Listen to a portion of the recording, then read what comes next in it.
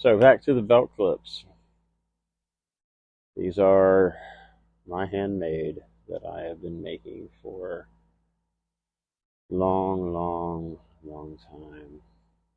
You can put a date on it, but it goes back about 20 years. This is the standard design. Just, we see a whole lot of variants of this, but that's my normal Kydex design. And yes, I have documentation of early production of me hand making these. So if anybody wants to put me to the test on that. So anyway, we're going to give a little bit of a synopsis and a rundown of how I make this clip because it's been so versatile, so handy. It's been the best belt clip I've ever made. And considering I'm still making this belt clip, I haven't found anything better. This is the best belt clip for the most applications when it comes to knives, when it comes to flashlights, when it comes to radios. There are so many ways that you can make this clip, and you can put the tail of the clip on longer. That way you can attach differently and positionally.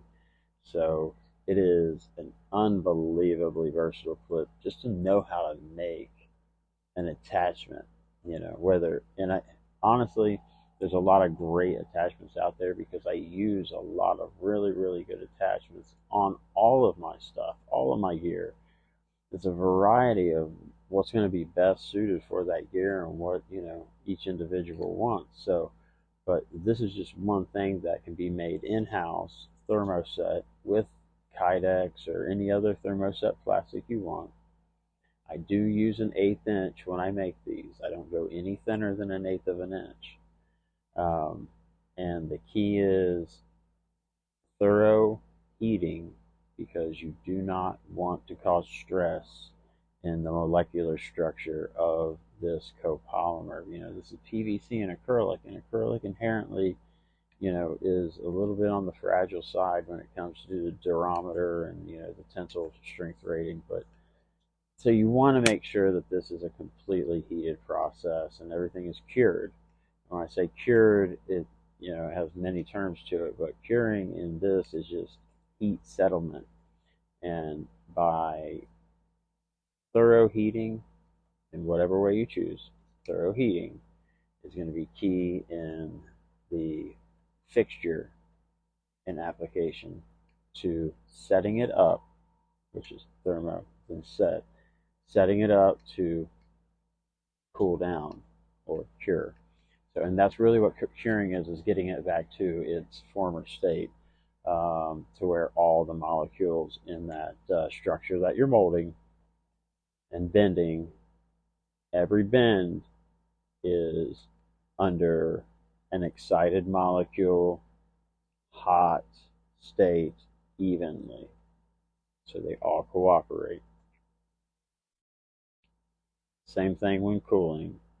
You don't want to manipulate the fixture or anything when it is cooling.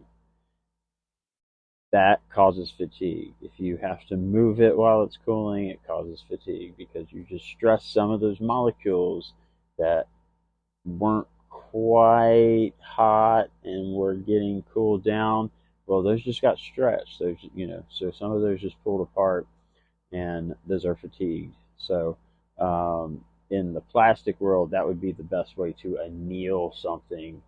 Is basically, and the most extreme part of that, besides breakage, would be that white fracture line that people see when they bend plastic. That's called a fatigue mark. So that's where they fatigue the plastic. Um, I'm going to go ahead and stop blabbing, but try to get more video like this right here where we can make hardware for our own holders, holsters, and somebody said they wanted a drill holster, which I did some drill holsters. A buddy of mine who I showed some stuff to made a great drill holster too. So I'll make a drill holster on here And I'll start doing a complete run through of like one holster. Here's how you make this, and but right now it's all about the hardware. How do you attach it? The most important part. Anybody can make a pancake. Anybody can make a taco. How do you attach it? So you're gonna wear it and it's comfortable. So I think that'd be pretty enlightening or disappointing. Uh, you know, it'd be something. Maybe just space on the internet. I don't know. So I'll cut this off. Okay. All right. We'll be right back.